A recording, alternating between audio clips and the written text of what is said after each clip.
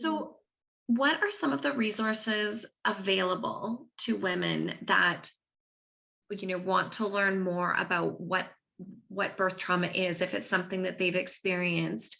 And yeah, let's start with resources first because then I have another question, but I don't want to lump them all together. So yeah, let's start with some resources, places to start. Okay, my favorite resource to give everyone is Postpartum Support International. So PSI is what they also go by, and they have an incredible amount of resources, and they're all free. Oh, So if you want to access like online support groups for again like partners experience birth trauma, I think that's really important to point out. So they even have like dads groups and birth trauma groups and postpartum anxiety and depression and like there's just an abundance of resources there. And if you wanted to seek out therapy, I say start first by going on PSI's website because what you can do is because it's literally international. It's not just the name, but it is the fact that it's across the world. And so when you go onto that website, you can actually put the area you're in, and then what they'll generate is perinatal psychologists, which is what I am. So I not only specialize in birth trauma, but like miscarriages, infertilities, postpartum depression and anxiety, things of that nature, and of course, birth trauma. And so it'll be able to narrow down your search and you'll get certified people who understand your experience. So that's the first one I would say. If you're looking for your own therapist, you can go on Psychology Today. So I'm on there as well. And you would put in the search engine words of birth trauma. And then again, perinatal psychologist should come up in your area. One of the things I would suggest too is to look for a therapist who does EMDR, which is also known as eye movement desensitization and reprocessing. Very long name. That's why we go with EMDR. But it is proven to be one of the most effective therapy styles for trauma. And then okay. I would say like there's online groups, there's other Instagram pages, there's a ton of really great Facebook pages actually, where like Postpartum Support International has one. There's one called like a birth and trauma support group. There's one specific to like say people who have had like hemorrhages or C-sections. So there's massive community of people out there sharing their experiences and connecting with each other.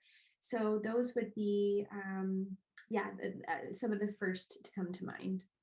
Okay. And so a little further on that. So, what would you say for either a woman who has experienced birth trauma or the support system of a woman who has gone through that? What would be like that first action step that the woman or her supports could take to really help her with what she's navigating? I love this question. It makes me so happy.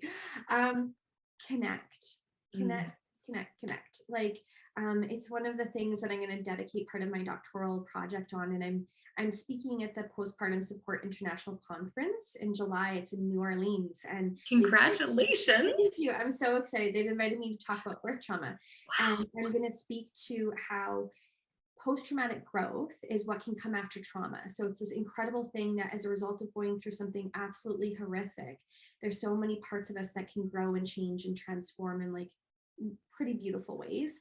And so one of the ways that we do that is through connection, is through a sense of community and what's known as common humanity. So when we can experience that with other people, so that's like I can't stress it enough. So I'm just so glad you asked. Is just reach out and just recognize that you are not alone and you don't have to heal from this alone either. So even though that experience may have isolated you, my hope is that you just break out of that and seek the help that you deserve. Mm, thank you for sharing that. Yeah. Thanks for And asking. yes, well, and I want to share that again, going back to your Instagram page because it is phenomenal. There is everything like you dive into the depths of birth trauma. You also, I love how you share those I guess the like what not to say is because those are an important thing. And so I think it's important for those of us supporting people to look at those. Don't say these things because while the intention is good, it's not serving the person that experienced it. And it's there's just so many powerful pieces of information that you share. So I definitely encourage people to check that out.